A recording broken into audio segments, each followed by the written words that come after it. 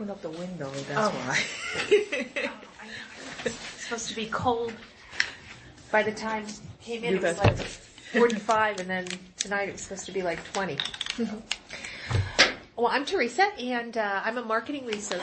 I work for a company called Ipsos, which is a marketing research company. We're going to be speaking today about soft tissue sarcoma.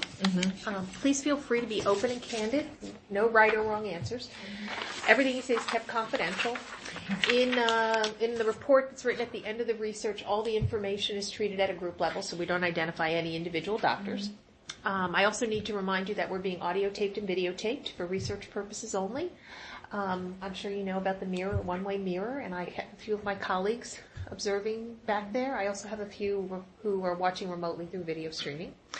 And then the last thing I need to talk about is adverse events and product complaints. So we are required by law to pass on to our client details of adverse events and product complaints that are mentioned during the course of the marketing research study. Although what you answer will be kept confidential, should you raise during the discussion an adverse event or product complaint in a specific patient or group of patients, we will need to report this, even if it has already been reported by you directly to the company or the regulatory authorities. Everything you answer during the course of the interview will continue to remain confidential. And if something does come up, we'll follow up at the end of the interview. Okay? Sure. All right. So that's the business piece out of the way.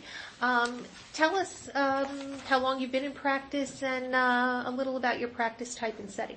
I'm a medical oncologist, finished fellowship about 17 years ago. I'm community-based, private practice setting, solo. I'm a general oncologist, so I see varieties of solid and some liquid tumor. Certainly have experience with soft tissue sarcoma. Not a very common disease, but they're there. Basically I see about 250 to 300 patients a month. So of all the specialties that you could choose from, what inspired you to specialize in oncology? I love pathology. I love it's tangible. You can read it, look at it, touch it. But I don't like the lab. I love the clinical aspect of it. So oncology definitely is the best combination. I will have the opportunity to still enjoy the pathology, the solid part of it, and maintaining my clinical relationship with my patient. Yeah, so you've got the best of both. What would you say is the most challenging thing about this specialty? We often got misunderstood by other colleagues because oncology, until now, hopefully they changed their mind, is cancer is incurable. Especially palliative care has really gained a lot of momentum and become a subspecialty by itself. It seems like I have an oncology patient got admitted, the palliative go in and say, don't do anything. Not to respect the fact that patients' comfort should be number one.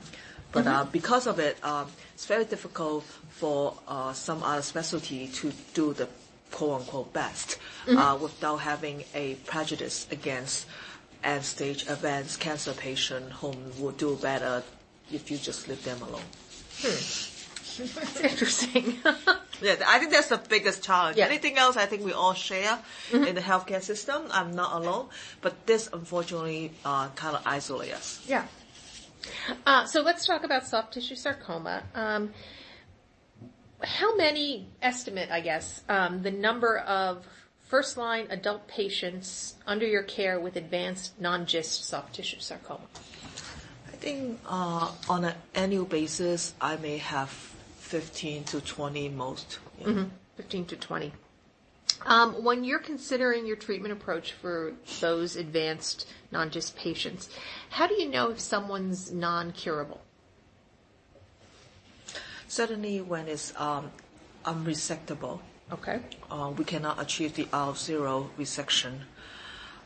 That is very good measurement that is not curable, because when you have residual disease left behind, it bound to progress and metastasis. So that's my simple definition. How aggressive it is, or in other words, if they're already presented with metastatic disease, that is also not curable. So I think those are the simple ways to say it, besides the fact that unfortunately if they have the second time coming back or disseminated disease, etc., etc. Yeah. So we're going to focus in our interview today on non-curable, non-GIST, first-line soft tissue sarcoma. And non-curable, I'm going to define it just as you said. These are patients who curative resection is no longer an option for them. So we agree with that.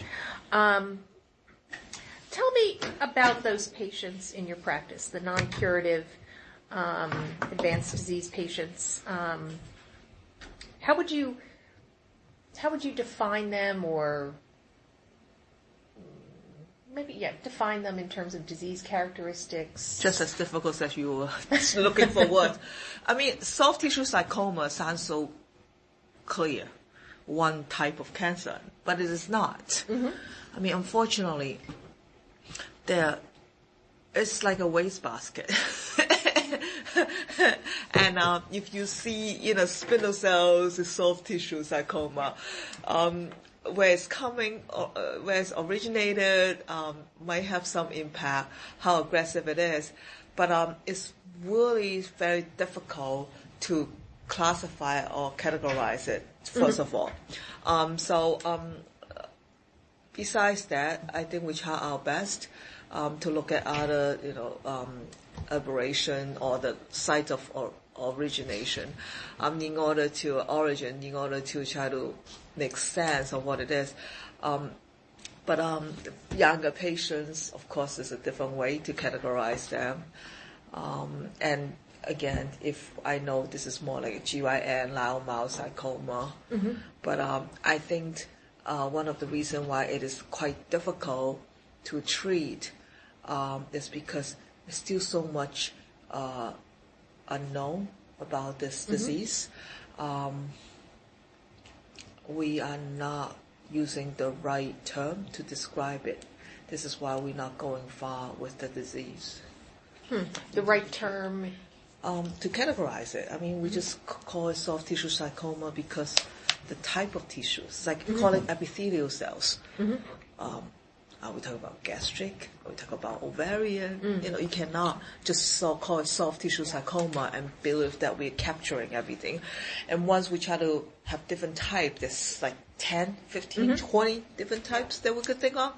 But by just histologic appearance, but that is just your appearance. Yeah. I think we have to look beyond like the cover of the book mm-hmm. today, when we have the ability to do next generation sequence mm-hmm. or other genetic alteration. We must be able to break that and develop some kind of targeted agents. That's how I mm-hmm. feel. How about, I think you make a good point, in terms of patient characteristics or patient attitudinal characteristics, okay. How would you categorize that patients?